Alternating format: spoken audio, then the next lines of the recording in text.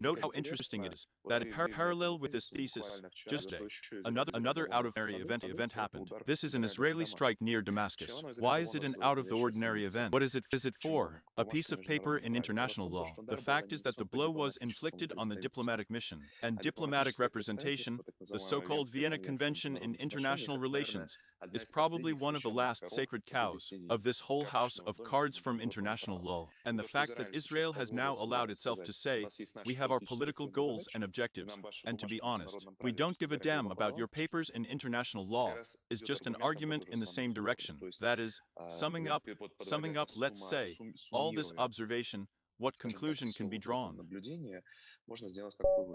The fact that, I repeat, none of these are all spells about peace, spells about negotiations. This is all it again. It is exclusively ritual spells.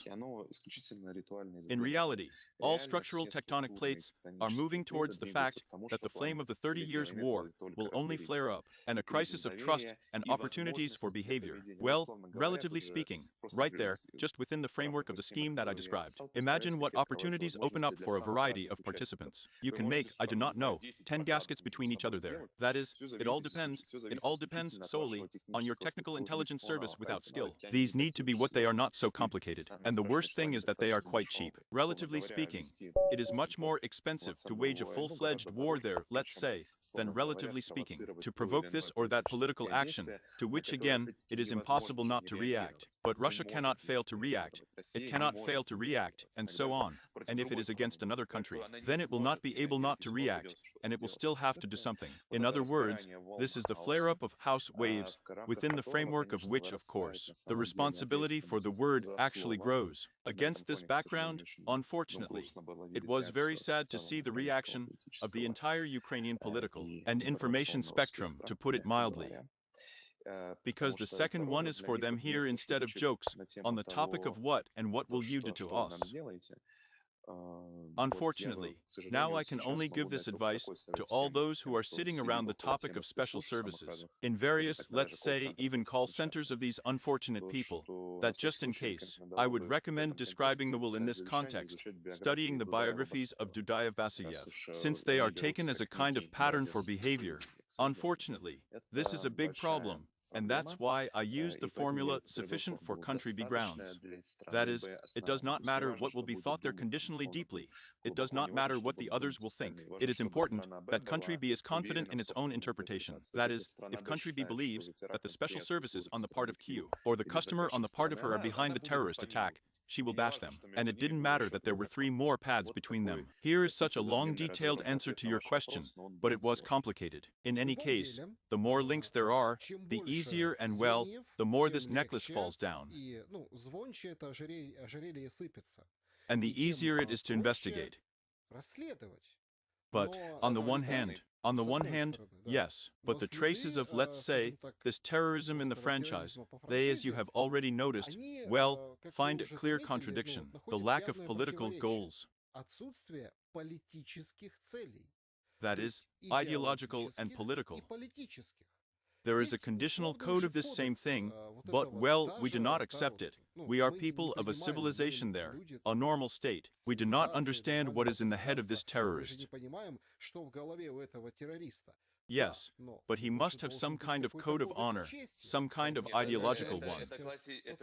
This is a classic model. That's why I mentioned the 4th stage of laying. This is the so-called biodron. The 4th stage of laying is a person simply, frankly speaking. Well, I'm sorry, I'll be rude, but there are people with an IQ of 80. Let's put it this way.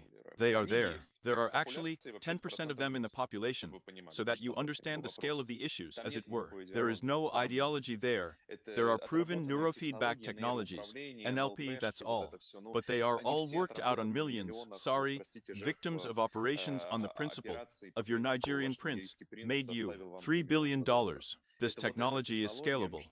Only now, instead of 3 billion, we give him a certain amount of money and give him another psychotropic drug, so that he turns off the remnants of consciousness. He goes. That's the problem, that the last level of this chain, it does not matter at all. If we talk about a political goal, there is one political goal. Here is just the only stability. The political goal is fear, terror, panic. That is, just an increase in entropy. When you talk about the fact that the number of chains produces complexity, unfortunately, this is the black side of artificial technologies, their intelligence. On the contrary, it simplifies a lot of things. If you say that someone will be able to prove something better from this, then no. We have entered the era of, I repeat, multiple interpretations. Relatively speaking, it doesn't matter at all to America or Britain there what Russia will say. She will bring at least 500,000 proofs that, let's say, they are somehow involved. So they will say it's all lies and that's it. And that's where the conversation ends. The same thing works the other way around. The same thing works towards their third, fourth, fifth sides. In other words,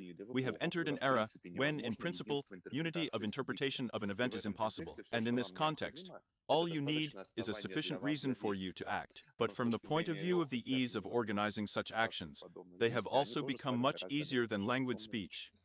It's very interesting. You let in like that, you know, as in the cockroach race, two wars, the Ukrainian and the Kazovsky. Well, Israel a special operation in Gaza, and Russia an invasion of Ukraine.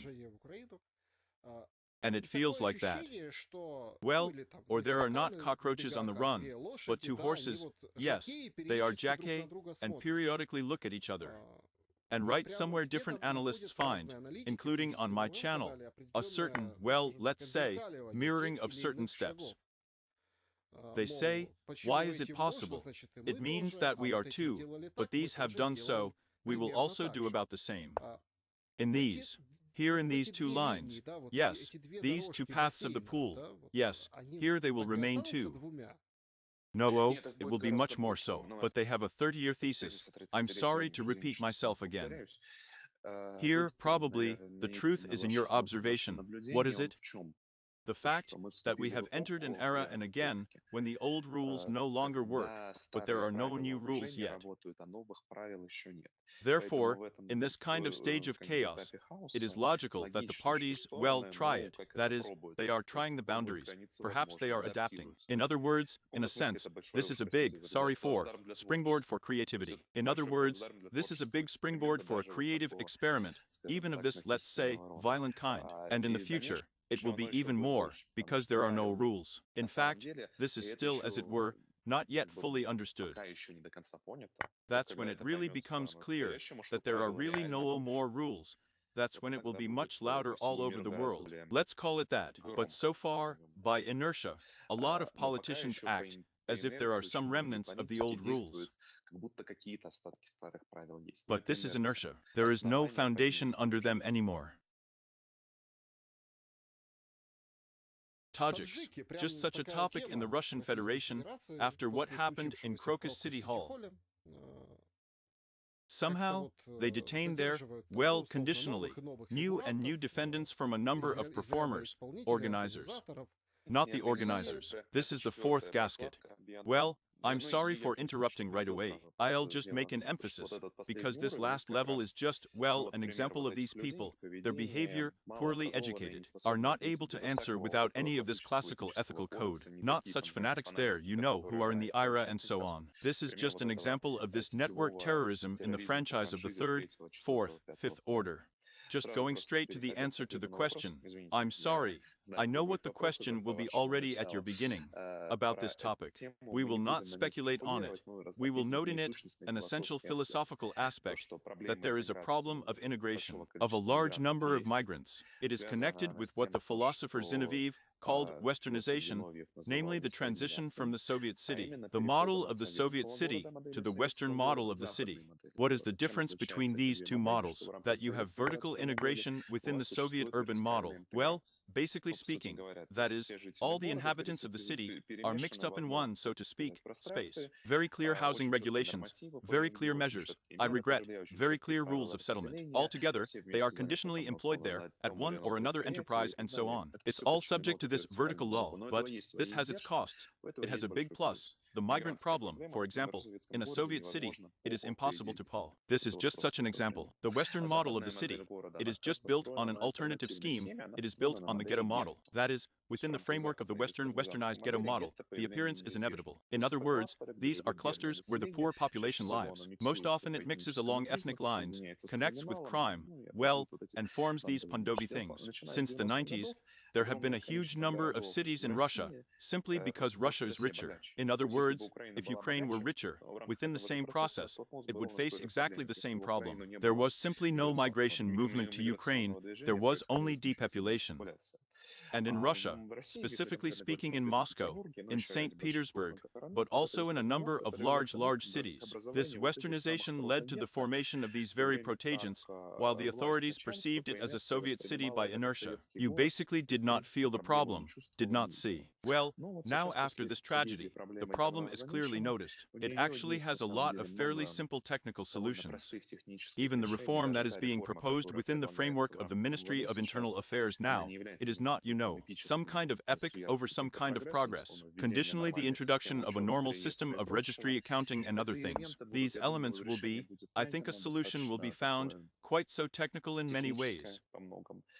Something based on a mixture of the model of Saudi Arabia, maybe Singapore, in general, in many different countries of a non-Western type, including those with a large migrant influx. Many different technical measures and solutions have been developed that allow, but if you do not solve the problem of ghettoization, then at least keep it under very clear law enforcement control. In other words, this is a technical problem, and the roots are such a way of changing one model of the organization of public life to another model of public life, and its unpredictable consequences, which by inertia have not been noticed for a long time. Here is the answer to this question. It's just that then it's very interesting from the point of view, the reverse side. But does it make sense for migrants to go not to a Soviet city, but to a ghetto? And so they're going anyway. They've been doing it for 30 years. They do it in Saudi Arabia. They conditionally make his mania in Ukraine. The migrant is not particularly picky, to put it mildly. That is, especially unskilled. There, the choice is at home in a different way. In other words, I'm sorry, in Tajikistan, 7% of the adult population works in Russia. That is, as to where they are, roughly speaking, where they will go from the submarine. That is, you will have to follow the rules. In other words, this is not the question that could be. And again, this has been worked out very much. Again, there is a completely unsuccessful model. This is the European one, relatively speaking, which we all see there. On the example of these ghettos of Cologne, the ghetto of Malmö, that is, these are where it is better for a white person to show off. And there are very rigid models of Singapore, I repeat, the Gulf countries. Yes, they also have costs. Yes, the situation of migrants there is, to put it mildly, tough, let's call it that. But the problem is the same as, let's say, in Europe, and in the end, there is no. That is, again, we are talking about the fact that these are different models of adaptation of a large number of soils. And here, there are two vectors, that is, I repeat, but most likely there will be something even between. That is, somewhere it will even be the medelements of the return of the Soviet model. For example, in relatively small cities, I think in Russia, there are conditionally up to 1 million. But in the millionaires in Moscow, it will be more like, for example, such a Singapore Gulf. That is, I think, that this is a clear accounting system. Everything is electronically controlled, clear numbers, a very strict deportation system, perhaps even an element of mutual responsibility, that is, when some kind of, again, we can go into details, but I think it's not so important to the listeners, it's not interesting. This is no longer a philosophical, it would be a technological story, but a philosophical process. It seems that we managed to highlight